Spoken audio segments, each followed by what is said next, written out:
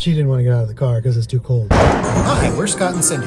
Come be a ghost tourist with us. And we'll tell you if the places are spooky or dooky.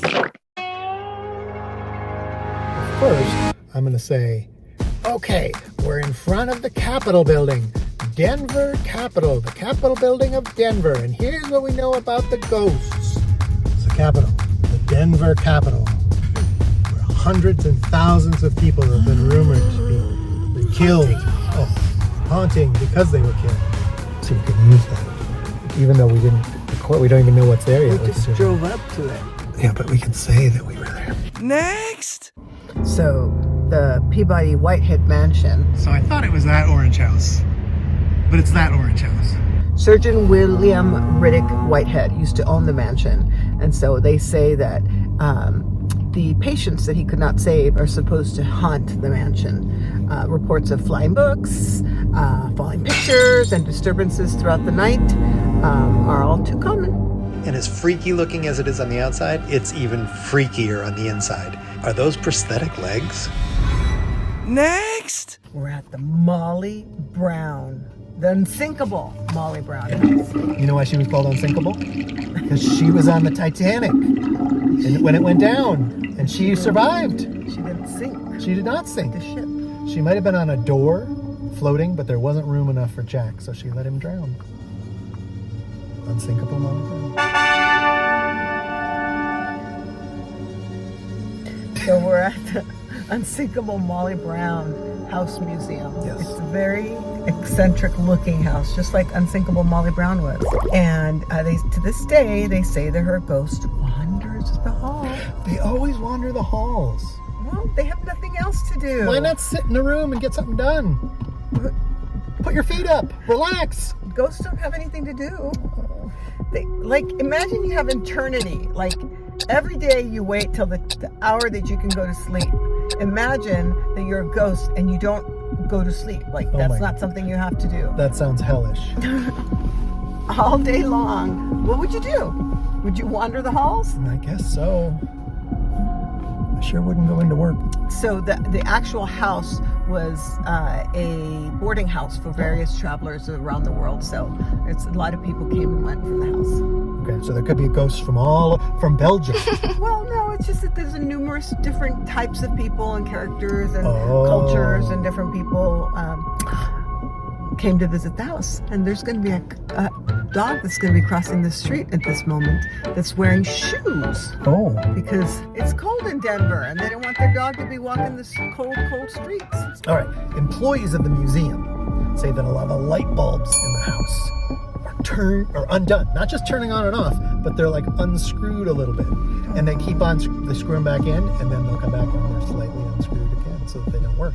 Other times I'll notice that someone, ghost perhaps, has rearranged the furniture mysteriously. Molly doesn't like the way. Look at there's a dog with the shoes, and you don't get to see it. Or they'll see a apparition of a woman in Victorian clothing. They're always in. Is it white? It doesn't say what color, and they think she might be Molly Brown herself. So maybe it's a brown dress. Molly Brown doesn't wear brown dresses. That's just her name, her last name. Oh. A lot of times people will smell like a tobacco pipe. Did she smoke? Pipe smell? No. But her husband smoked. Molly Brown. He was actually very sinkable. Mr. Brown. And what do you think they found in Molly's room? What did they feel? Warm spots? Nope. Medium temperature? Room temperature spots? Well, you know that there's this theory behind why it's cold spots. You know what? You know that, right? Because so it's not just, the spirits draw energy from the thermometer. Right. From the thermometer, from the atmosphere. So, in Molly's room, they felt cold spots, and some have even said they see a glimpse of her turning the corner. But then when they go to look, she's not there. There's stories of servants' reflections in the mirror near the first floor stairs with a dour look on his face. They also hear a piano being played without anybody touching the keys, and they see shadowy figures moving through the halls and the rooms. That's probably Molly Brown. Oh. Next! Ready? We're sitting outside the Patterson Inn, aka the Patterson Croak Campbell Mansion. AKA means also known as.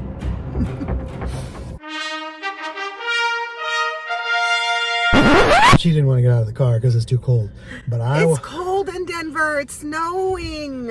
I walked around for you, the ghost tourist listener viewers. Plus, I have a migraine. That's true. And she calls it Scott. I don't know why she names it. Thomas Croak built it for himself. Selfish son of a bitch. In 1890. But he stayed only one night and never returned. Because Croak had some uneasy feeling about the place. If you spent all that time building this building and you just had an uneasy feeling, it would take more than that to get you out of the house. So don't do that. The specters of Patterson and his wife supposedly haunt the halls. Also, there's... Go ahead. Why do you haunt it? If you didn't like it. If you didn't like it in life, though, I don't believe it's haunted by him. There's also a child playing in the hallway. Every single child ghost plays in the hallway. Well, because there's no other place to play. I don't remember ever playing in the hallway when I was a kid.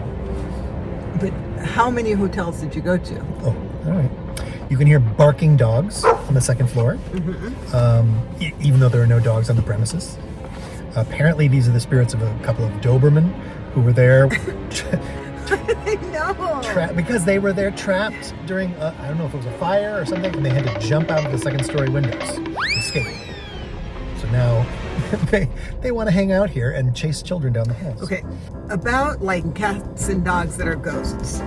Do they see them and see the breed and the type of animal that they are, or is it that they just speculate on what was once alive in the place? I think someone hears one bark and then goes, oh, That's a Doberman bark. That's a ghost. And oh, we lost a Doberman here 26 years ago. It must be him. That's my guess. In the basement, there's the sound of a mother and child. Maybe you can relate to this one, being both mother and child. Both crying out. Apparently, the baby died in the home and the mother decided to bury it in the basement. You know. As one does. Like you do. So when the mother died, she then came back to hang out with their child ghost in the basement. Yeah, I guess so. The office desk drawers in the office open and close even when they're locked. I don't see how that's physically possible. But you're a ghost, so you don't have to. The family that lived here decided to have it blessed by a priest once because they thought there was a lot of shenanigans going on. Was the hotel, you mean? Yeah. Oh, and as soon as he walked in, the plaster on the fireplace started to peel off and a gust of wind went shooting through the place. So I think it did not want the priest there, which to me means... It was the demonic possession. Or agnostic. They just aren't a fan of the Catholic Church. No. I'm not. Atheist?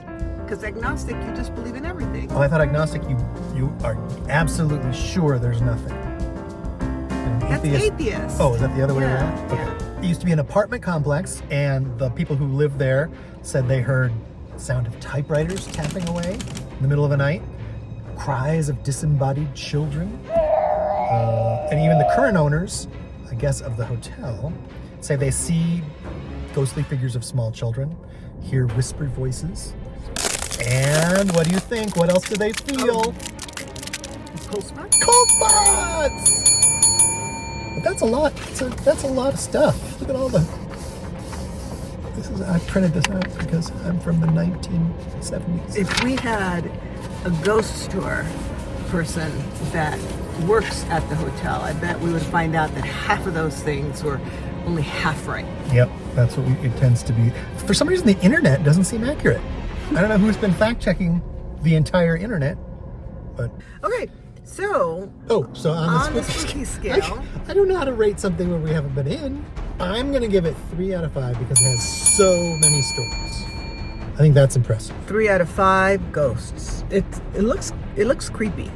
It's a creepy-looking, spooky hotel. I'm sure it's creepy inside. And she knows creepy looking. She married one.